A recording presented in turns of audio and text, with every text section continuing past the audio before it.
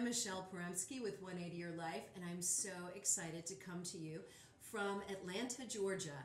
And we are here to launch our podcast, which is really about the best steps you can take to craft a life you love after loss.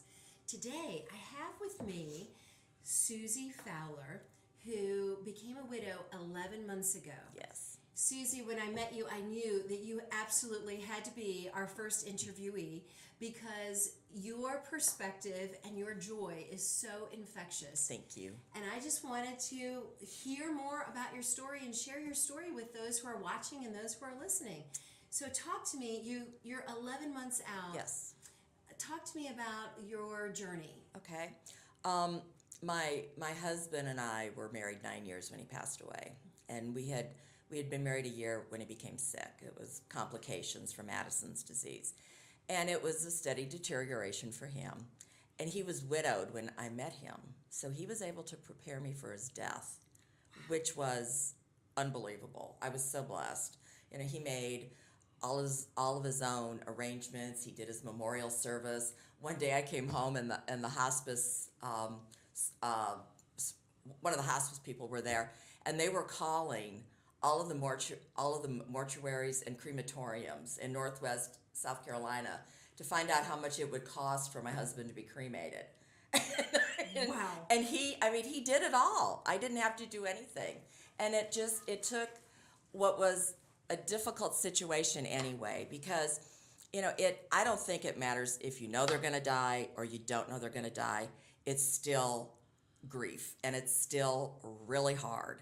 And that's what I went through when Frank died. I mean, he died at home. I was there with him, and it was that part of it was really nice. It was peaceful and it was beautiful. And then, but before he died, we had talked, and he said, "I want you to rebuild your life." He said, "You put your life on hold for 8 years for me." He said, "Now it's your time."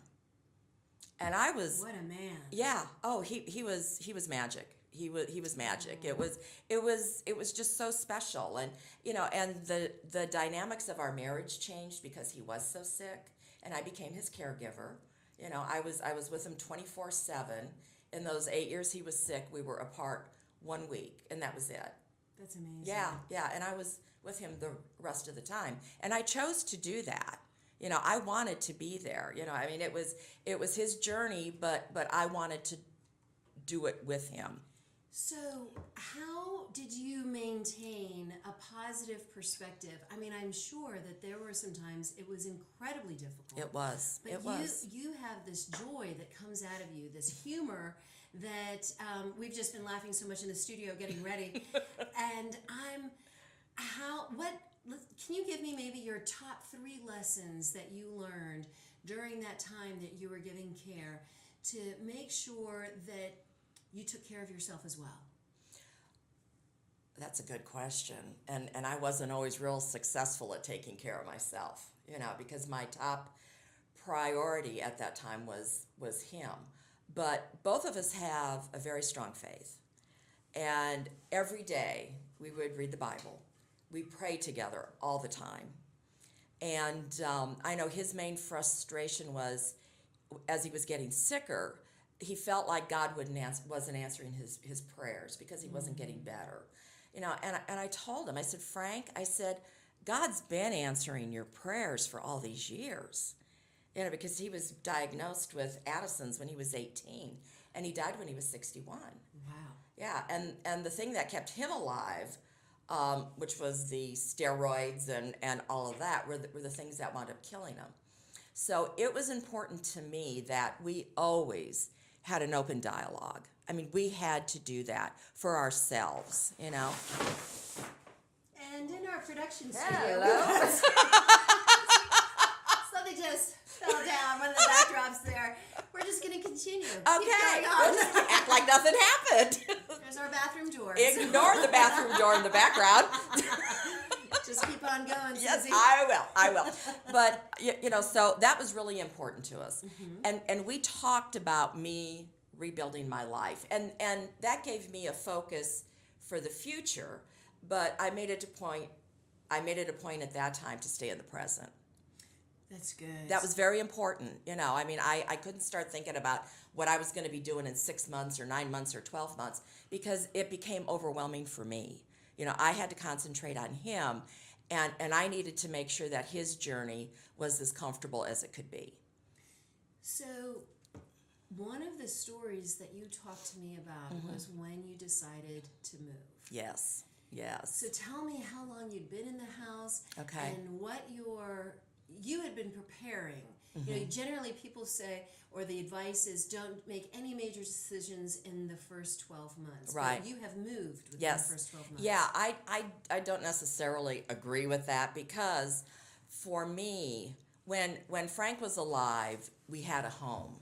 After he died, it was a house, and it was a sad house. Every time I walked in there, it was memories of him being sick all those years. We were together 11 years. He became sick the year after we were married, and so we had 3 good years, and then the last 8 were just watching him go downhill. I couldn't stay there. I couldn't live there. It was just too sad. Every time I walked in the door, I just felt like this huge weight was on me. So there was a gentleman who had been wanting to buy the house, and I called him, and he came over, and we talked about it, and he came up with a price. I came back with a higher price, and he took it. So I said, deal, and I moved over Labor Day weekend, and the last time I was in the house, I was walking from room to room, and I was doing, picking up stuff and all that, and I started talking to Frank, and I told him how much I loved him, and what a privilege it had been to be his wife, and to help him on his journey. And I told him that I was moving forward, and I was doing it on my time and not the time he wanted me to do it, because he wanted me to do it almost immediately, and I couldn't do that. So finding the new place, I mean, it was all a God thing. My pastor told me about it. He took me to see it. I walked in. I fell in love with it. I said, I want to buy it. And, I mean, it's just all worked. It was meant to be. And so that last day in the house, I told him that I would always love him. And I would always have him tucked in my heart. He would always be there. And he is. I mean, I can feel him. I can feel him. I know he's there. And I know he's happy, and I know he's whole. And now I'm happy, and I'm pretty close to being whole again. And it's because I'm moving forward. I'm not dwelling on the past. I can't do that. I tend to be a positive person, as you know. And doing what's not natural for me isn't a good space for me. I need to keep it positive. I need to keep it uplifting.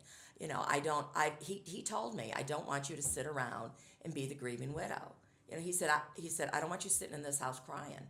I said, okay, and I didn't, I mean, I have my moments, everybody does, and I miss him horribly, but he came with me to the new place, but it's my home now. And it's your heart my came with you. Oh, definitely. Well, his ashes came too. So where do you have his ashes? There's a story there if we have time. Permanently displayed? Yes. Okay. We were when I was at the old house, the movers were taking things off my stereo cabinet. Yep. And that's where Frank's ashes were. Okay. And I said, "Don't touch that box. That's my husband." And this poor guy jumped back about 8 feet, and his eyes were like this. That is awesome. It was hysterical. That is awesome. Yeah. So I got his ashes, and when I walked into the new place, he was the first thing I carried in. And I said, honey, we're home. And I plunked him down on the kitchen countertop. And now he's moved over on the buffet. I still don't have a permanent place. On the buffet? He loves it. He loves it. He hasn't foofed his ashes once, so I know he's okay. He's all right. I have faith. He's okay. So I actually, I have a similar story where one of my friends was helping me move. Mm-hmm, mm-hmm. And I had my aunt's ashes in the house because now we have a memorial bench and we're going to be putting them in there.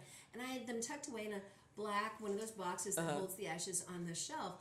And they were helping me take things off the shelf. And got this awesome Southern accent. My friend Lori Apon, she's a widow, and she's holding the box with her hands, and she goes, Michelle, what would you want me to do with this box? What is this? And I said, oh, well, that's my chocha ala.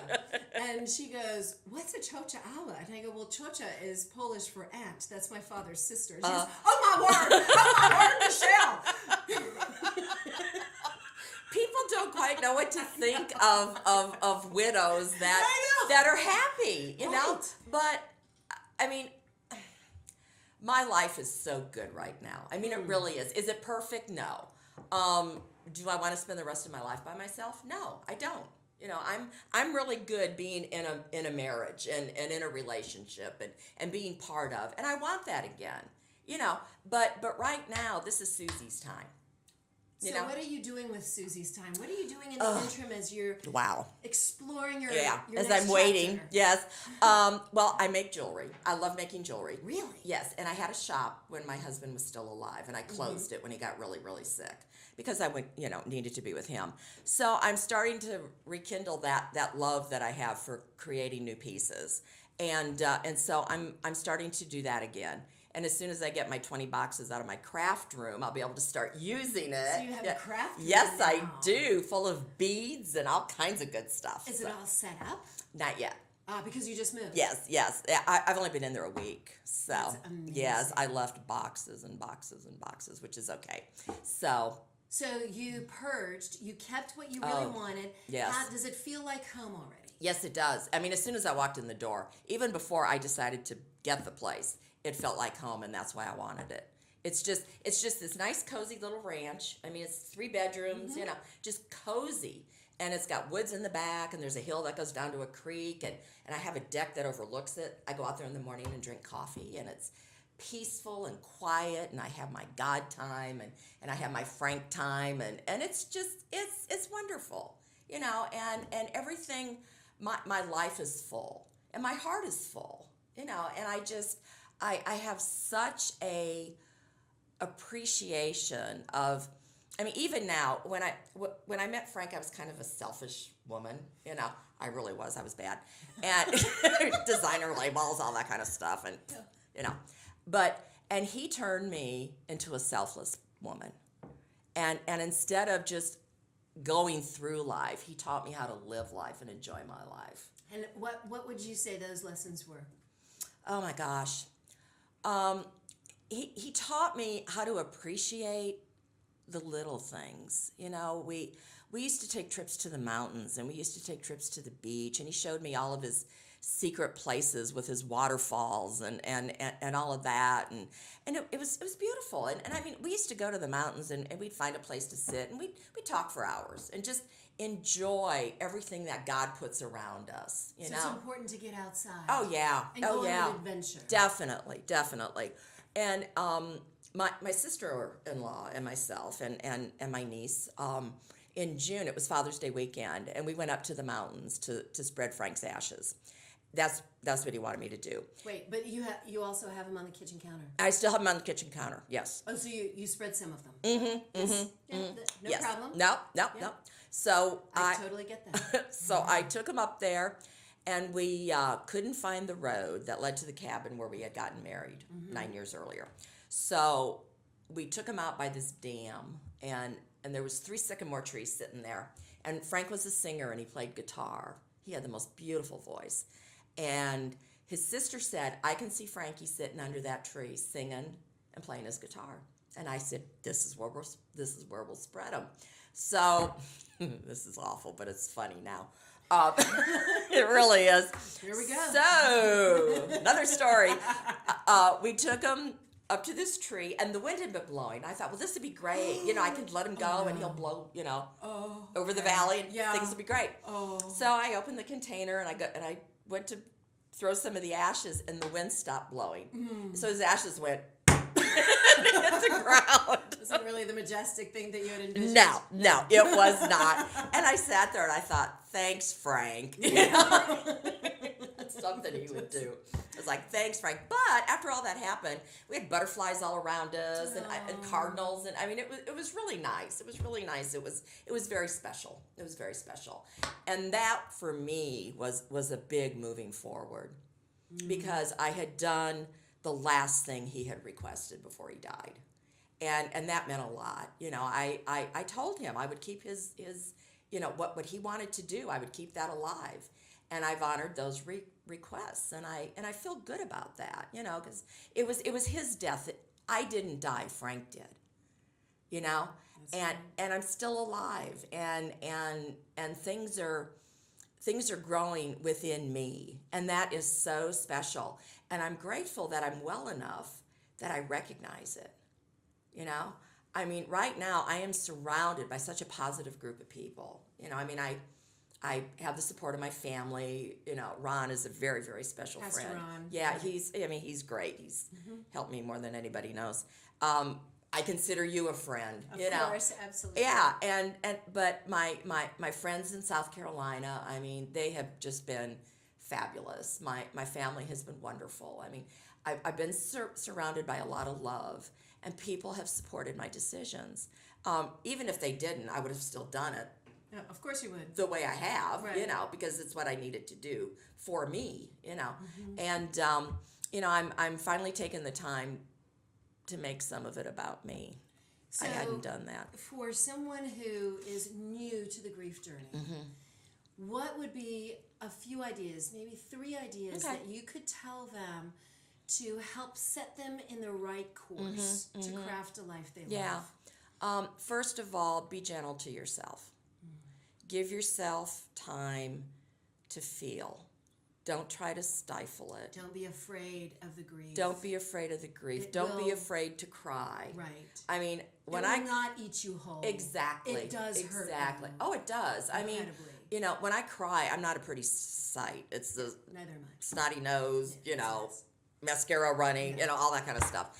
But it's all okay to do that. And I've been taught that. I didn't know that. I've been taught that. And that's made a huge difference in my life. It's okay to feel the hurt and to feel the anguish and all of that. And it's normal. People think, oh, this is horrible. Nobody else feels like this. But truth be told, every widow, and it doesn't matter how their spouse died, every widow feels like that. Absolutely. And every person going through loss. Exactly. You've lost a major part of your heart, and that will never change. But how you handle it will change. And I've learned not to be afraid to reach out to my friends. Okay, so you would say be gentle with yourself. Yes. Reach out to your friends. Reach out to your friends. And I believe in God. I have a strong faith. And reach out to God. He's Absolutely. the one that's allowed me to get where I am. He's the one that's put the people in my life that have helped me get to this spot. And has anchored your hope. Yeah, and I'm very grateful for that. I thank God every day. I thank God every day. And it just, I still have a long ways to go. Don't get me wrong. I'm not perfect, and I'm not walking on water and all that kind of stuff. I'm just, I'm just a 65-year-old woman who's on a journey that I'm on way too young in my life. I never thought I'd be here, but I am, and I have to accept it, and I have to move on. I have to face that reality. The reality is Frank will never come back. But the reality also is he'll always be in my heart. That's right. Yeah. And you can move forward and have an amazing life. Definitely. And I'm working on that. That's beautiful. Thank you so much. Thank you. Suzie, It was for great being here. Us. This was I love amazing. It. Thank you very much. Thank you so much for listening. I'm Mishael Porembski with 180 Your Life. Pastor Ron Wiener will be joining us in other podcasts. If you'd like to learn more, be sure to visit our website at 180yourlife.com. You can also visit our sister nonprofit website, 180yourgrief.org. And if you would like to sign up for our 180U classes, our video courses that are grief empowerment courses, and we make them affordable so that most anyone can sign up. They're only $8 a month. Learn more at 180yourlife.com. God bless. Thanks. Bye-bye.